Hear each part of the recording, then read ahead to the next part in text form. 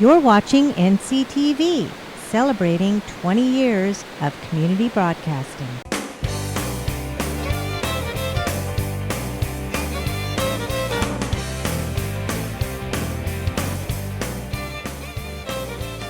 Hi everyone, welcome to another edition of the Food and Farm Show. I'm Cheryl Noble. And I'm Gil Dominguez. Today we are on location with the Bear Yuba Land Trust and their Walk on the Wild Side. And it was a tour, an ag tour that consisted of 3 different farms, and we got to tour all of them and ended up with a party. Over here at the Zosbo Winery. Never been here myself, Cheryl, and what a great location. I haven't been here, but I have to confess I have had the wine before because they have a tasting room in downtown Nevada City, and so I kind of had a preview. And that will be in the 3rd segment of this show. This show is so big, this Walk on the Wild Side, we're going to devote 3 entirely different programs to it.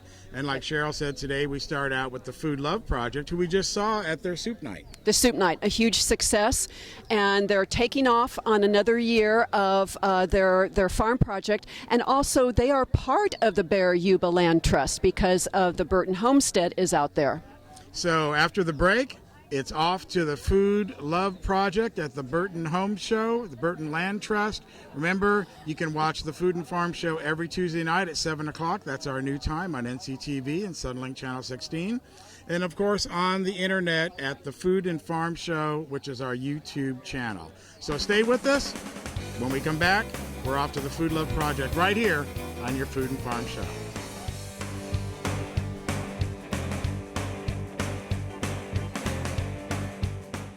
Nevada County Farm Supply has been part of the agricultural scene since 1993. Their staff consists of a certified crop advisor, licensed pest control advisor, and irrigation auditor. In Penn Valley, they have a full-service nursery with over 500 varieties of plants and garden enhancements. In Grass Valley, they have a warehouse full of soil amendments, fertilizers, and nutrients. Nevada County Farm Supply, powerful knowledge and innovative solutions. Anything Green Hydroponics is your source for hydro systems, grow lights, and soils. Anything Green offers a complete range of organic nutrients as well as fungicides, miticides, and predatory bugs.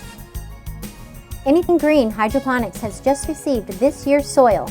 Get your totes, pallets, or individual bags. Stay tuned for future workshops. It's all at Anything Green Hydroponics. It's time to visit the newly remodeled B&C True Value Home and Garden Center. The new B&C has completely changed for your shopping convenience. Their new expanded garden center has everything you need, including expert advice on trees, shrubs, and perennials. Check out their new website and the new spring hours. And thank you for voting B&C the best hardware and building supply in 2012. So start right, start here at B&C True Value Home and Garden Center. Welcome back to the Food and Farm Show. Let's begin our walk on the wild side with our first stop, the Food Love Project. Thanks for coming. So, like Melanie said, this is the Food Love Project. We are beginning our 4th season. And just to give you a little history about how we ended up here. So, 5 seasons ago, I was an intern with the Living Lands Agrarian Network, which is a local nonprofit that trains farmers. This past year, they merged with Live Healthy Nevada County to become a new nonprofit called Sierra Harvest. And Phil can talk a little bit more about that later. But so we are now part of Sierra Harvest. And I went through the Living Lands internship program, and I really wanted to start an educational farm. And we had another farm site right down the road that we would drive to all the time. Also, you guys might be aware the river is down the road, so I would go by here quite a bit. And I always thought, what's the deal with that place, with the teepees? And I would see the sign that says, camp happening here. And sure enough, I found out that this was, the land trust property. And Living Lands encouraged me to follow my dream. And so myself and Leo Chapman, one of the founders of Living Lands, went to the land trust and proposed that we could put an educational farm here. And to my surprise and excitement, they said yes. So fast forward, we are four seasons down the line. I can't even believe how far we've come. So as you may imagine, so this farm looked just like that meadow over there. When we initially broke ground here, we broke it with a horse plow, which was really an exciting thing. So I had gone from not doing any farming to plowing with a horse within the season of a whole year. It was really wild. So in my own life, this has been a huge learning process, just in terms of learning how to farm, learning how to steward land, and being able to do that within a really supportive community. So Katy came along the second year. She was an intern with me, and she stuck around for the third year to be the farm manager, and now she's stuck around another year. So when I talk about this as my farm, it is our farm, and she's the farm manager, so any farm specific questions that you have should go to Katy. Not that I can't answer them, but so I want to tell you a little bit about the education that we do here at the farm. So these bells in the trees, so when we have a field trip, a bus shows up with 60 kids, they all line up, and I get everybody's attention, as is very helpful. And we divide the kids usually into 5 groups. So we have 5 educational leaders. And right now this is springtime, so this, the farm doesn't look visually that exciting, but it is amazing what we can do with kids in the spring and also in the fall. So if we have our first field trip coming up the week after next. You guys are kind of our practice field trip today. We won't make you dig anything, but you should be on good behavior, or you might. But so what we'll usually do is we have 5 educational activities in a field trip. So you'll get a chance to walk around with us and see some of the things that we have going on here. But often in the spring, that's planting seeds, that's digging beds, that's transplanting, that's learning about our worms and our worm bins, that's spending some time learning about our chickens and our solar setup there. Sometimes we'll do art projects. In the fall, we always do tasting. We have a grill out here, and so the kids always do harvesting. They pick the food, they get to wash it, and then they get to taste it. So a lot of the kids that we serve, they come out here in the spring, they plant everything, and then they come back in the fall, and they're able to see the difference. And so we're so excited about that. We've been working with some of these local schools now the whole time, and so we have kids, who are going into 4th grade now, who we've had since kindergarten, and they're totally hip to what we're doing. They know, they're ready, they're so excited to come out to the farm. And one of the other things that we do for this community, we do U-Picks on Tuesday evenings. And so starting probably mid-June, people can come out Tuesday evenings from 4:30 to 6:30. You can pick your own veggies. And it's a really sweet thing because it's a nice thing to do with your family. There's no minimum or maximum to spend. You can bring your kids and you can spend $5 and have a really nice evening. Or you can get, $20 of food and get your food for the week, and you get a free bouquet of flowers if you spend $20. So it's a really sweet thing we've been doing, and we've had a lot of just great feedback from the community about that. So we're really excited to offer it again this year. And if anybody wants more information about that, we have a little flyer there that just says basically the same thing that I did. We also offer a summer camp. So with our field trips, we're go, go, go. It's not that much time. The kids come in their bus, there's 60 kids, we do 5 stations, and then they go and another bus comes with another 60 kids, and we will serve 120 kids in the course of a morning. And so from like 9 to noon. The kids are here an hour and a half. So the way that the schools have it worked, we work with public schools, and so in order for them to have the bus be economical, they need to be able to fit basically 4 classes on it. And so part of that is that those kids come in the spring and they come in the fall. And we also go into the classroom, so we see them several times in the classroom. We bring our seed set up, we bring different hands-on activities. So we see these kids about 4 times a year.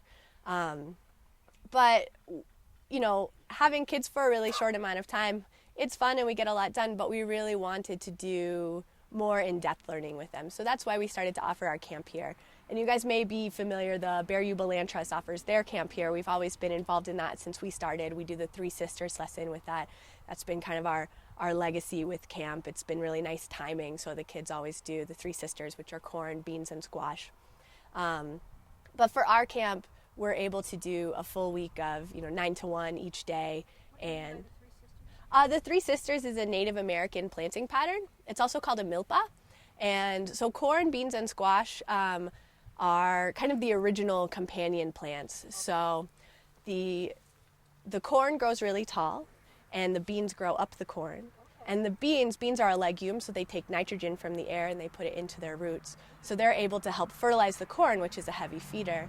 And then the squash, she's the oldest sister, she protects them. So if anybody has ever harvested squash before, it hurts. So squash vines out and covers the ground and is spiky and protects the other two. So it's a really neat way of planting. And then people say that the fourth sister is bee balm or sunflower, so something to bring the bees and the pollinators. So we have a lot of fun, getting into these different types of planting. But so in our camp, we're able to really get more in depth, spend more time with kids. And each day we have a different theme. So, one day we'll be animals, we'll work with the chickens, we'll have a friend bring her milking goat, we'll, sift compost and work with the worms. One day we have, outside the farm where we look around outside the farm and see, what kind of edible things grow there and, have the difference between the two. And we study water, we do a lot of art. Of course, we do it in July, so we do a lot of playing in the hose. But that is the brief version of what we do. We're also offering 2 teen days this year. We've had a lot of interest in teen programming, and so we're really excited to begin that this year. So if you are interested in learning more about that, you can get on Sierra Harvest mailing list. So are there any questions about the education we do before I turn it over to Katy and she can get into the fun ag stuff? Yeah. Do you guys ever bring kids in from areas outside of this area, like the Bay Area or Sacramento area? We've had kids come from as far away as Truckee. So that's about as far as people have come from. We did work with a group from the East Bay a while back. They haven't been back. It was kind of, I think, a one-off. We're excited to work with anybody who would like to work with us. Just because we have this space, we're really excited to have different groups use it. We have an herb class. Rachel Berry is going to be teaching a home-scale herbalism class coming up here. We've had folks do different gatherings here. So it's not just our place, but it's really nice because, the gate is always open. This is a place where people can come anytime they'd like. And, on that end, we'll come and people will just be in here, picking vegetables or, we were digging our worm bins and we had a 6th grader. He was digging this trench with us and, he lives really close and he said, I'm going to come back here and I'm going to finish this trench. And he was on his field trip and we said, okay, cool, David, whatever you want to do, you don't have to. And, we got back the next day and he had come after school and he had dug that trench. So people feel ownership of this space. And I think that's the most exciting part about it is, the Land Trust has given us kind of free reign over this little piece here. And because of that, a lot of people have found a space to call their own here. Including, we have 2 new interns this year. They weren't able to make it today, but another part of what we do is we train interns. So like I said, Katy was an intern with us. We had 1 intern last year, so there was 3 of us. Now this year we have 2 more interns. So we're also training people who are interested in doing this kind of educational farming for different communities. So that's also a piece of the education that we offer. There's a lot more to come here as we walk on the wild side. You're watching the Food and Farm Show.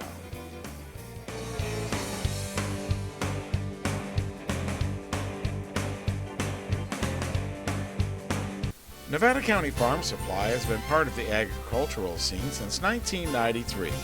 Their staff consists of a certified crop advisor, licensed pest control advisor, and irrigation auditor. In Penn Valley, they have a full-service nursery with over 500 varieties of plants and garden enhancements. In Grass Valley, they have a warehouse full of soil amendments, fertilizers, and nutrients. Nevada County Farm Supply, powerful knowledge and innovative solutions. Anything Green Hydroponics is your source for hydro systems, grow lights, and soils. Anything Green offers a complete range of organic nutrients as well as fungicides, miticides, and predatory bugs. Anything Green Hydroponics has just received this year's soil. Get your totes, pallets, or individual bags. Stay tuned for future workshops. It's all at Anything Green Hydroponics. It's time to visit the newly remodeled B&C True Value Home and Garden Center. The new B&C has completely changed for your shopping convenience. Their new expanded garden center has everything you need, including expert advice on trees, shrubs, and perennials. Check out their new website and the new spring hours. And thank you for voting B&C the best hardware and building supply in 2012. So start right, start here at B&C True Value Home and Garden Center. So yeah, welcome to the farm. This is where we spend a lot of our time, and happily so. As you may have noticed, it's a little bit anticlimactic at the moment. It's in its spring growth, so we've got all of our cover crop coming up in the back, and we'll take a walk around and you can look at things more closely. But yeah, it's spring. Things are just getting going, and we're tilling things in, we're digging beds and getting plants started. Our greenhouse is full right now of all of our summer Solanaceae. That's, tomatoes, peppers, eggplant, all the fun things of summer, and it's just too cold for them right now. So we have them growing, getting big in the greenhouse, and then come field trip season, we'll start planting out all of that fun summer veggie stuff.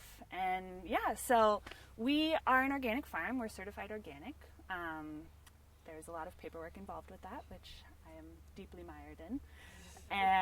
But it's a really great thing to be a part of, just to be able to say, yes, we are 100% organic. We use only natural farming methods, and that's one of the big things about Living Lands is just pure organic farming. So that's been a really great thing for me to learn since I've been here, and I just find it really valuable. And in addition to that, we sell plants. We sell at the farmers market in Nevada City. I don't know if any of you have been to the farmers market.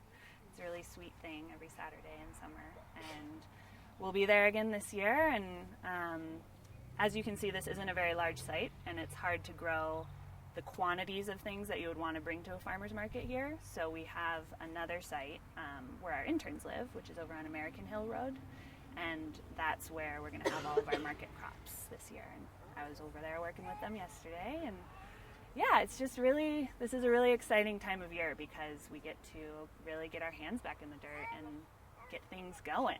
And I love the greenhouse. That's my favorite thing.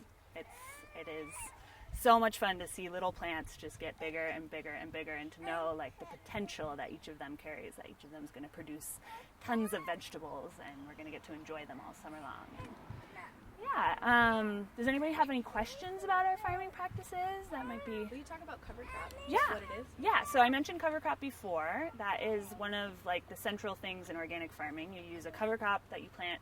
You can plant it all year long, but we plant ours in the fall, and it grows all winter and spring. And then when it starts to flower, you till it in, or you dig it in, and that adds organic matter to the soil. So it's like a way of rebuilding your soil after growing vegetables in it all year, because vegetables take a lot out of the soil, annual vegetables.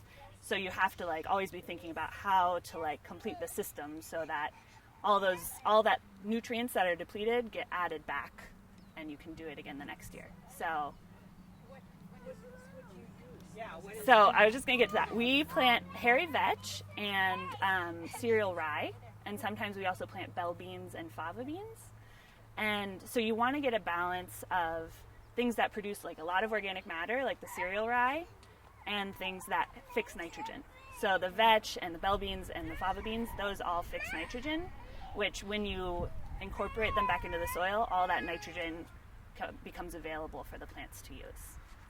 And the other great thing about those crops is that they will germinate when it's cold, and they'll grow even if it's snowing out. We had snow all over the farm in the winter, and none of our cover crop died. As soon as the snow melted, it sort of woke up again and has been growing ever since. Yeah. When do you cut it back? So one of the ways to tell when it's time to cut it back is when it starts to flower. So especially the vetch, when it sends out those beautiful purple flowers, that's when you know, oh, okay, it's sort of at the peak of fixing nitrogen, and you can hit it back then, and all of that nitrogen that it's fixed into the nodules and its roots, that gets incorporated into the soil. So you watch for the flowers. And if you miss that, it takes all that nitrogen and it puts it into making seeds. Yes. So there's a sweet spot that you really want to try. And also, when you're an organic farmer, you want to let that sit. So you want to till it in or cut it down, whatever your personal way is. But you need to let it sit for 2 to 3 weeks so that it can actually break down. So you're always playing this game of like, okay, when am I trying to get this particular crop in? And when do I need to cut my cover crop down? And maybe it's not ready, but you got to do it anyway. Okay. And this is a really cold site. So we're always dealing with that as well. Totally. So yeah, it's definitely like a delicate ballet of figuring out when to till and when to plant, and you have to really think in terms of your calendar. Cover crop question. There's some cover crops you till in, and some you chop down and leave the kind of the sod. Help me understand what the application for those two are and the pros and cons. Yeah, well, we use the kind that you till in, and that's really good for annual crops. We don't ever use the sod type. Is that more like for an orchard or something? Yeah, that would probably be more for an orchard where you would leave the plant and let it grow back, and that's then adding green manure to the soil over time as it breaks down.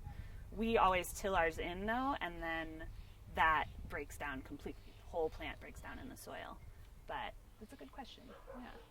Yeah, we, like she said, we tend to, even if we cut it down. So you really exactly. We want to get it all broken down, and we also add compost. We make our own compost. I'll take you over and show you the pile. And then we also buy compost or have it donated, and that's a really great thing also to add to the soil. It just makes a world of difference, especially in this area where our soil is very clayey. There's a lot of clay in it, and it's very acidic. We add compost, we add other powdered amendments that are organic that help balance the pH and add nitrogen, and it's all vaguely scientific, which I think is very interesting. I come from a science background, so yeah. Any other questions? Your comment that you come from a science background, I'd like to hear your story. Oh, okay. One of the things that the Land Trust is interested in is getting young farmers on the land, and that's a problem. Yeah, definitely. So, I'd like to know how you would. All right. I grew up in the Bay Area, and that chair.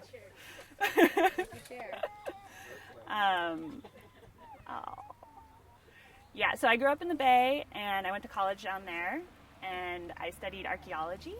And what I loved about archaeology, I realized the more I worked in it, was being outside and working with my hands and like the practical nature of it, and just like being out there and discovering things as you're in the dirt, and traveling. That's also wonderful. And so I got my undergraduate and my master's, and I worked in archaeology at Stanford for a year and a half. And then I sort of had this realization that archaeology was really interesting, and I loved like the academic nature of it, but it wasn't really having the impact that I wanted to have on the world. And I actually got really interested in farming with my dad, Phil Turner, and he got me to come up here for the farm conference, and it just like blew my mind. I was like, whoa, there's so much knowledge there, and so many things that are happening in the food community and like the food system that are problems, and things that people are doing to fix them. And I just like got really fired up about it, and I was like, oh, like that sounds so cool, and like something that would be so impactful in the world that like I live in, and I didn't have any real experience with farming. I grew up in suburbia, and I had parents who liked to garden, but that was pretty much the extent of it. But when I saw the connection between archaeology and farming, being outside, working with your hands, getting dirty, discovering things when you're doing it, that like really sealed the deal for me. I was like, okay, I could do this. I want to learn more about it. And so at that point, I decided to WWOOF, which is Willing Workers on Organic Farms, where you go to different countries and you work on farms, and so you get to travel and farm at the same time, which is really exciting. So I spent 6 months in New Zealand doing that, and at the end of that I was like, okay, yeah, I really like farming, this is great. And I applied to intern with Amanda, because not only was it farming, but it was something that would be very impactful for my life, but also for like the kids that we work with and the community. So it was sort of the perfect fit for me. And luckily she Kept her. At least she for hired now. me. So yeah, that's my story in a nutshell. Well, that's about all the time we have on this episode of the Food and Farm Show. Thanks a lot for joining us as we walk on the wild side with the Land Trust. Be sure and join us next week as we go out to Linden Lee Ranch with Jim Gates and his cattle ranch. And, you know, all you have to say is the word Jim Gates and what Everyone a knows. character he is. A great icon in Nevada County, and we're going to hear from Jim himself in an interview that we have, and of course learn all about the Land Trust and how they're preserving the land out there. We're so fortunate to have a cattle ranch locally where we can get some prime raised beef, which we are enjoying at the party. That's right. There's nothing like homegrown, grass-fed beef here in Nevada County. So be sure to join us every Tuesday night, 7 o'clock. That's our new time for the Food and Farm Show on NCTV Channel 11, Suddenlink Channel 16, and of course, YouTube 24/7 on our channel, which is the Food and Farm Show. So for all of us at the Food and Farm Show, we'll see you next week, and cheers. show as we walk on the wild side with the Land Trust. Cheryl, what a great time we're still having. Oh, yes. Next week, we get to go to Linden Lee Ranch, Jim Gates, and the Take two. Photobomb.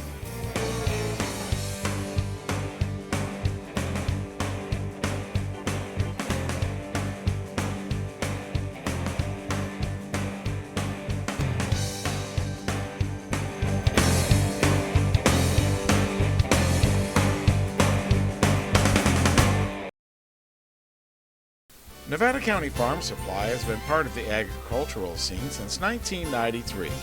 Their staff consists of a certified crop advisor, licensed pest control advisor, and irrigation auditor. In Penn Valley, they have a full-service nursery with over 500 varieties of plants and garden enhancements. In Grass Valley, they have a warehouse full of soil amendments, fertilizers, and nutrients. Nevada County Farm Supply, powerful knowledge and innovative solutions. Anything Green Hydroponics is your source for hydrosystems, grow lights, and soils. Anything Green offers a complete range of organic nutrients as well as fungicides, miticides, and predatory bugs. Anything Green Hydroponics has just received this year's soil. Get your totes, pallets, or individual bags. Stay tuned for future workshops. It's all at Anything Green Hydroponics.